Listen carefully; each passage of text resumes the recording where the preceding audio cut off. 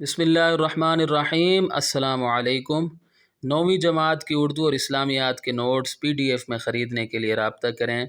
WhatsApp और mobile number 0321 22 80 942।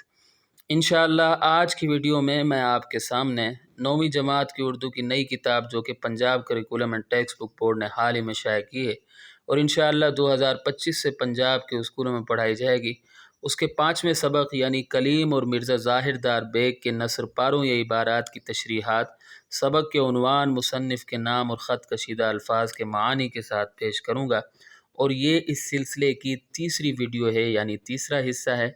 अगर आप मेरी साबका वीडियोज़ जो मैंने इस किताब के बारे में बनाई हैं मुकम्मल तौर पर देखना चाहते हैं तो इस वीडियो की डिस्क्रिप्शन में मौजूद पहली लिंक को विज़िट करें, और अगर आप सिर्फ नसर पारों की तशरीहात की वीडियोज़ देखना चाहते हैं तो इस वीडियो की डिस्क्रिप्शन में मौजूद दूसरी लिंक को विज़िट करें। तो आइए वीडियो शुरू करते हैं। सबसे पहले तो ये जान लीजिए कि इम्तिहानात में सवाल किस तरह आता है। मैंने साबका पेपर देखे हैं बोर्ड के, तो सवाल इस तरह था कि दर्ज झील नसर पारों की तशरीह कीजिए, सबक का उन्वान, मुसन्निफ़ का नाम और ख़त कशीदा अल्फाज के मानी भी तहरीर कीजिए।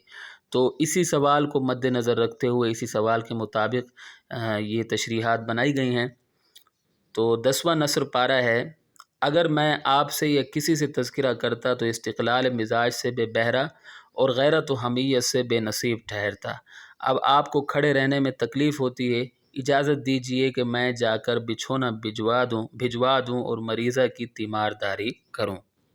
ठीक है, तो इसमें जो मुश्किल अल्फाज है वो मैंने ख़त कशीदा कर दिए हैं। सबक का उन्वान है कलीम और मिर्ज़ा ज़ाहिरदार बेग, मुसन्निफ़ का नाम है डिप्टी नज़ीर अहमद। ख़त कशीदा अल्फाज के मानी: तज़किरा, बयान, गुफ्तगू या बातचीत, इस्तिक़लाल मिजाज, ज़ब्त तहम्मुल से अपने मौक़िफ़ पर कायम रहने वाली तबीयत, बेबहरा यानी बेसहारा या महरूम, गैरत कहते हैं शर्म, हया या लाज को, हमीयत, खुददारी या इज़्ज़त नफ्स, बेनसीब, बदनसीब, कमबख्त, बिछोना कहते हैं बिस्तर को। उसके बाद है तीमारदारी यानी मरीज़ वग़ैरह की देखभाल या बीमार पुरसी।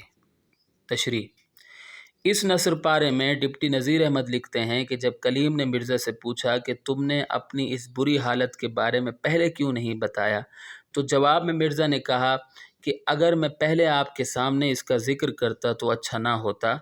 मेरे मिजाज के ठहराव ने मुझे इसकी इजाज़त नहीं दी। मेरी आदत नहीं कि जा बजा अपनी बुरी हालत का ढंढोरा पीटता फिरूं। अगर मैं ऐसा करूं तो लोग समझेंगे कि ना मुझ में शर्म व हया है, ना खुददारी व इज़्ज़त नफ्स है। चूँकि मुझ में ये सारी खूबियाँ मौजूद हैं, इसलिए मैंने आपके सामने अपनी हालत बद का तज़किरा नहीं किया। मिर्ज़ा ने कलीम से मज़ीद कहा कि आप काफ़ी देर से खड़े हैं, इस तरह आपको तकलीफ़ होगी। मैं नहीं चाहता कि मेरा दोस्त किसी किस्म की तकलीफ़ में मुब्तला रहे, लिहाजा आप मुझे इजाज़त दें कि मैं आपके बिस्तर वग़ैरह का इंतज़ाम करूं। मेरी अहलिया बीमार हैं, आपके बिस्तर का बंदोबस्त करके मैं उनकी देखभाल के लिए चला जाऊँगा।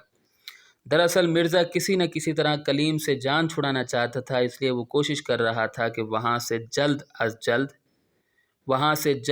जल्द चला जाए। वहाँ से 2 बार आ गया है, ठीक है, ताकि कलीम की वजह से उसे कुछ ज़्यादा तकल्लुफ़ ना करना पड़ जाए। 11वां नसर पारा है, चराग क्या, मैंने तो लैंप रोशन कराने का इरादा किया था, लेकिन गर्मी के दिन हैं, परवाने बहुत जमा हो जाएंगे और आप ज़्यादा परेशान हो जाइएगा।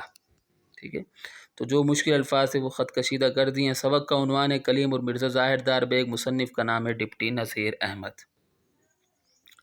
चराग का मतलब रोशनी का रिवायती आला, लैंप रोशनी का जदीद आला, परवाने परदार कीड़े जो शमा पर गिरते हैं। तशरीह: इस नसर पारे में डिप्टी नज़ीर अहमद लिखते हैं कि मस्जिद में घुप अंधेरा था। कलीम ने मिर्ज़ा से कहा कि वो उसके लिए एक चराग का बंदोबस्त कर दे।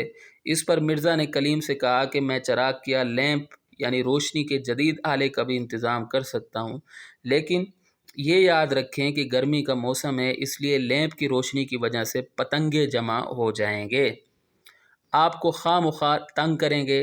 बेहतरी इसी में है कि आप चराग वग़ैरह के चक्कर में ना पड़ें, यूं ही सो जाएं। مرزا نہایت بے مروت شخص تھا، اس کو اس بات کی بالکل پرواہ نہیں تھی کہ کلیم اس کا مہمان بھی ہے اور دوست بھی ہے۔ مہمان اور دوست کی خاطرداری کے لیے اسے کچھ نہ کچھ کرنا چاہیے تھا، لیکن اس کی کوشش تھی کہ کسی نہ کسی طرح وہ کلیم سے جان چھڑا لے۔ 12واں نصر پارہ ہے، اور اس مکان میں ابابیلوں کی کثرت ہے، روشنی دیکھ کر گرنے شروع ہو جائیں گے اور آپ کا بیٹھنا دشوار کر دیں گے۔ تھوڑی دیر صبر کیجئے کہ ماہتاب نکلا آتا ہے۔ سبق کا عنوان ہے کلیم اور مرزا ظاہر دار بیگ، مصنف کا نام ہے ڈپٹی نذیر احمد۔ خط کشیدہ الفاظ کے معنی: ابابیلوں، سیاہ پر اور سفید سینوں، سیاہ پروں، ٹھیک ہے، اس کو پروں کر دیں، سیاہ پروں اور سفید سینوں والی چھوٹی چھوٹی چڑیوں، ٹھیک ہے۔ کثرت، بہتات یا زیادتی، دشوار کہتے ہیں کٹھن یا محنت طلب، ماہتاب یعنی چاند۔ تشریح: اس نثر پارے میں ڈپٹی نذیر احمد لکھتے ہیں کہ مرزا نے کلیم سے کہا کہ یہاں ابابیلوں کا بسیرا ہے، جب میں آپ کے لیے چراغ یا لیمپ کا انتظام کروں گا تو روشنی ہو جائے گی، اس روشنی کی وجہ سے ابابیلے گرنا شروع ہو جائیں گے، ٹھیک ہے۔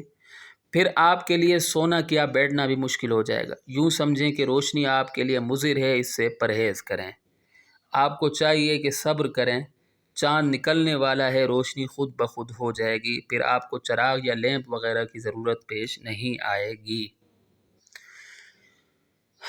مرزا نہایت بے مروت شخص تھا، اس کو اس بات کی بالکل پرواہ نہیں تھی کہ کلیم اس کا مہمان بھی ہے اور دوست بھی ہے۔ مہمان اور دوست کی خاطرداری کے لیے اسے کچھ نہ کچھ کرنا چاہیے تھا، لیکن اس کی کوشش تھی کہ کسی نہ کسی طرح وہ کلیم سے جان چھڑا لے۔